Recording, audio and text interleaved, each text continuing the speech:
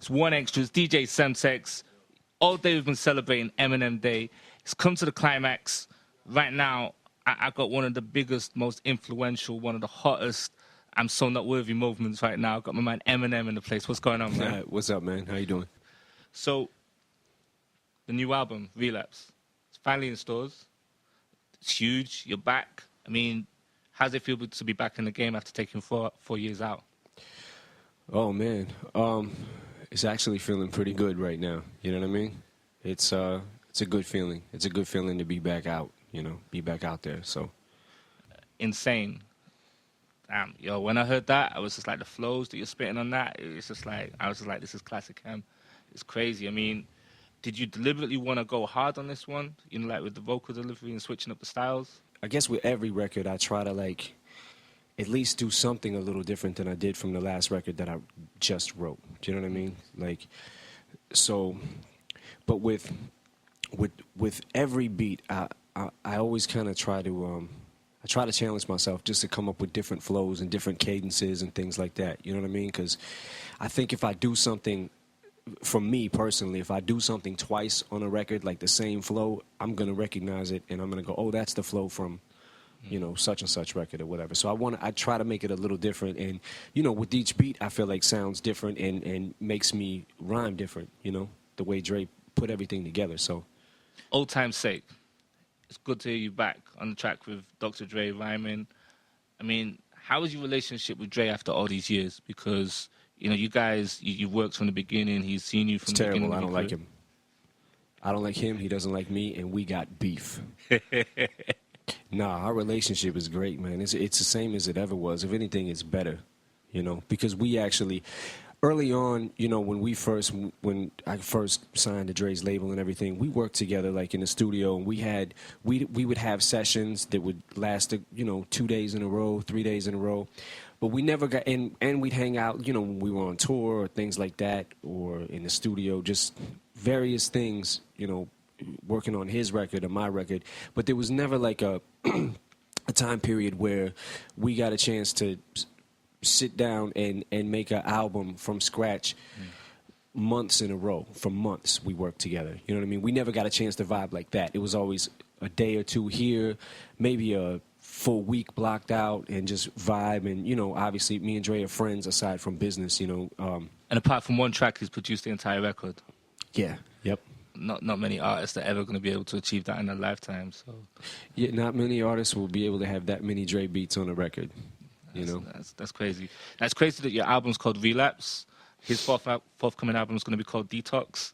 Like, can you give us any insight on the Detox album? Because that's like, with Dre, Dre's got a lot of material for this record, and he's recorded a lot of material. I think that more so than anything, though, before his album, like he basically put aside. He was working on his record like for a good time period. I would say probably a year and some change straight. He was working on his record, and he basically put that on hold once we got on the road with my record, and which I'm extremely grateful for. A track as well, which really, because you do the singles, you do the joints, which are always going to do their thing in the charts, but you also go deep when you do the introspective joints. And I think Beautiful definitely is good to hear that on the album, because it's real positive, it's real inspirational, especially what you're saying at the end of the record.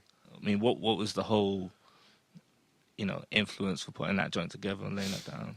The story behind the record is when I first checked myself into rehab in 2005 is when I first wrote like the first verse and half of the second verse I wrote while I was sitting in detox. And at that point in time, I didn't know exactly where I wanted what I was going to do with my career. Mm-hmm. I didn't know where I wanted to be. I didn't know what I was going to do next. I felt like I'm in rehab right now and I'm a rapper.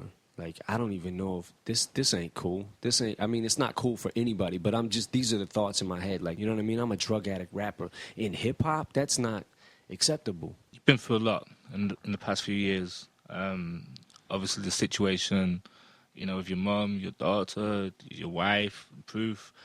Has this album been like therapy in terms of dealing with some of these things? Well, my album is like, this particular album was therapy for me to just to deal with what I was going through with pretty much the addiction process, like that whole thing, like working it out. Because over the like every record was recorded as I got sober. Do you know what I mean? So working that process out, it was like through that entire process, I had to put these thoughts down on paper and learn to be more open and honest about, you know, my drug use, and then I guess kind of poke fun at myself. If you can't learn to laugh at things, you know what I mean, and you start taking them too serious, then you know. And I think with this album, you know, tracks like Beautiful, Deja Vu, it's actually going to help people who may be in a similar situation as what you've experienced. Yeah, definitely. I think that, you know, I would love to be able to say that my record was able to help other addicts, you know what I mean, cope and deal with, you know, when they feel like they're in a really dark place. Like I should be living proof that you can get out of that place. You've been away for 4 years. Do you think hip-hop's changed much? Do you think it's changed for the better or for the good in the last few years? Well, hip-hop is forever changing. You know, I mean, new sounds, new artists, things like that. There was a couple of, for me personally, there was a couple of years where it felt like it was getting really stagnant with just like, you know, songs with just club beats and catchy hooks, and nobody was really putting substance into their rhymes or like challenging themselves. But, you know, I've said it a million times, but I'll say it again, like with you know, artists like Kanye and Lil Wayne and T.I. For me, T.I., like T.I.'s album, this last album he put out, The Paper Trail, like he just he did it, you know, with this record. Like I love the record just for, you know, the songs he put on there. Like you can tell he cared about what he was doing. You know what I mean? Like, and you can tell. And when I listen to his rhymes and like the inside rhyme patterns, and there's things that, on that record that make me say, damn, I wish I would have thought of that. You know what I mean? So I can certainly respect that. And I feel like hip hop is overall, it's starting to get into a better place. You know what I mean? Like there's, you know, just, you know, especially with those particular guys that I was saying. And Lil Wayne kind of shot out of nowhere to me too. Like Lil Wayne was cool when he first came out, but he was really young. But then he kind of just shot out of nowhere. And T.I. also, like he evolved every record, and now is at a point lyrically where it's like, watch out for that dude. Andre 3000, love Andre. Yeah. You know, Wayne came on my show last year, and he reached out to you. I got the message. I'll play it you now. It's this now. He reached out to me through you? I'm all right with the raps. It's okay. You can get on the song. It's okay. I'm calling you out, yes. Come on out here. It's okay. I'm not calling you out to diss me, then, because I can't with you. But I'm just saying, just come do a song with me, please. Like, please. With 3 E's. I never heard another rapper say anything like that. But he was like, he said it twice. He came on twice on my show last year. He was like, I really, really want to work with him. And that was it. That was like the last interview. He was like, please do a joint with me. So, well, I think that at the time that he was saying that, because I heard that message too, but at the time that he was talking about that, I was not only starting to record my album, but I was working out the whole getting sober process. I was in no space to record anything with anybody. You know what I mean? So as far as that goes, and doing the record with Lil Wayne, I'm open to whoever, you know what I mean? Like doing whatever with anybody. And especially at this point in time, I just, you know, I wasn't in the space to do anything with anybody, you know what I mean, at that time. But what's next? Because you've got Relapse, you're back in the game, you're back on top form, but what's next for the rest of the year? What are you looking to do?